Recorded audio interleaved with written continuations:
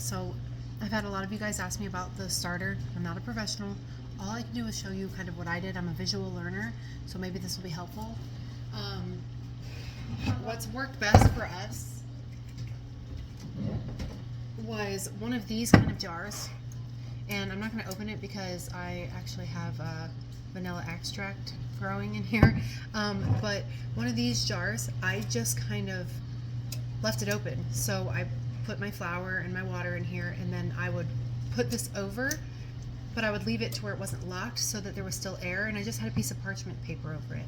I don't know if it'll mess this up if I open it, and I really don't want to yet. So you just hook the hook on here, close it a little bit so that there's still air that can go in there, and then I left the parchment paper on there, and it stayed like that for days. So I would just open it up, I would feed it basically, give it flour, give it water, close it back up like that, and leave it on the counter. I just left it up on the counter, parchment paper on the top, and fed it every day. And then after like a week or so, it was able to be used.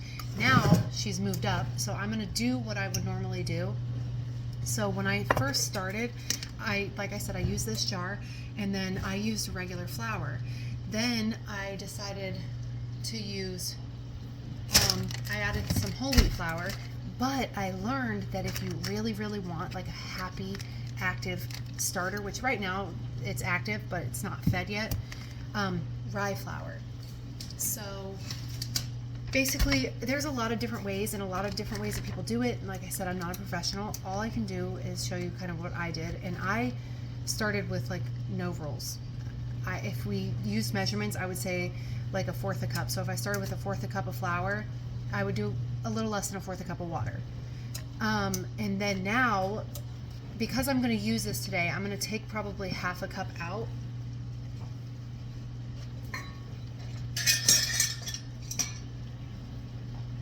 All right, I hope this makes sense. Okay, so you would just start with flour and water.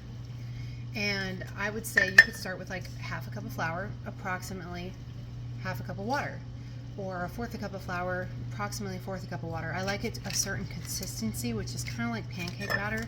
So like this, and I'm going to take some out because I'm going to use it, and then I'm going to feed it so that it's really fed, which works great for other recipes. So I'm going to take 1/2 cup out right now, and then I'm going to add, where's my rubber spatula?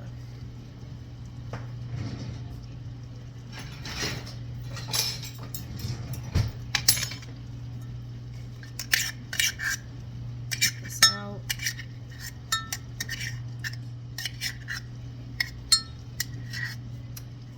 Alright, so that should be about 1/2 cup. Then, because I've learned what works best, so like I said, when you start, you do flour and water, and you let it sit. And then in the next day, you give it flour and water, and then flour and water, flour and water. So then you can start doing like whole wheat flour and water. And now I'm at the point now where, so this is 1/3, I'm going to add 1/3 of whole wheat flour. And then this rye flour. This rye flour like upped this starter level game. I'm not even kidding you, and it turned it like amazing. So then I add the rye flour and filtered water.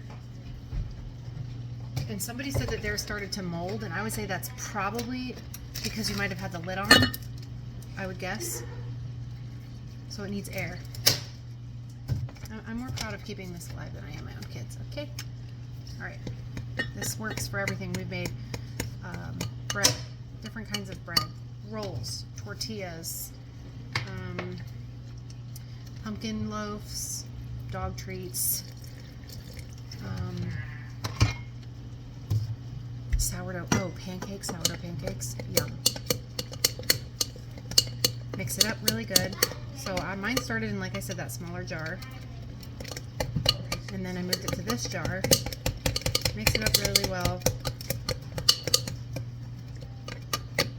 This is like one of my new favorite things, because you can just use it for everything. 1/2 cup to a cup. You can use the discard. Oh, so I know that there's rules. It's like you can you start it and then you discard and you do this and you discard. I never really did that.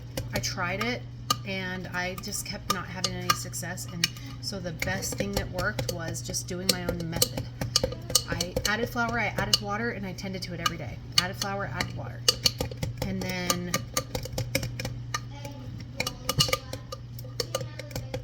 it does do well. Like if you discard, you just basically you throw it out, but after a couple days you take your discard, you can save it. So I use this. Essentially I do take some discard out and then I refeed it.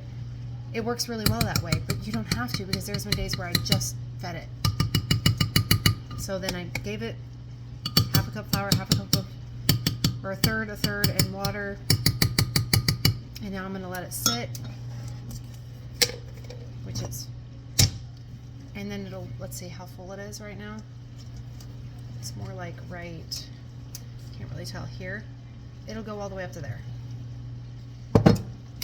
And then basically that's it. You can use it in so many different recipes, and it just lives on the counter. If you're not going to feed it every day or use it every day, then you put it in a sealed container in the refrigerator, which is like the other jar, this jar.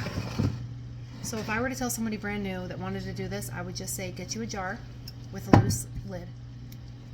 Leave it open so it has air. Parchment paper over it with a rubber band even. Like the kids made me a bunch of these little kid rubber band bracelets, and we would put it over the jar with parchment paper for the ones that we started, because they all wanted to make their own starter. So it had parchment paper, and then it had this on it to hold the lid on so it could still get air. Every 24 hours, you give it flour, you give it water. And then if you want diverse, you can use all-purpose, you can use whole wheat, you can use rye flour. Rye flour has been by far the best. So give it a try, make some stuff. It's fun, it's great, it works very well, and then let me know if you have any questions. Like I said, I'm not a professional, but it's been working really, really well for me. So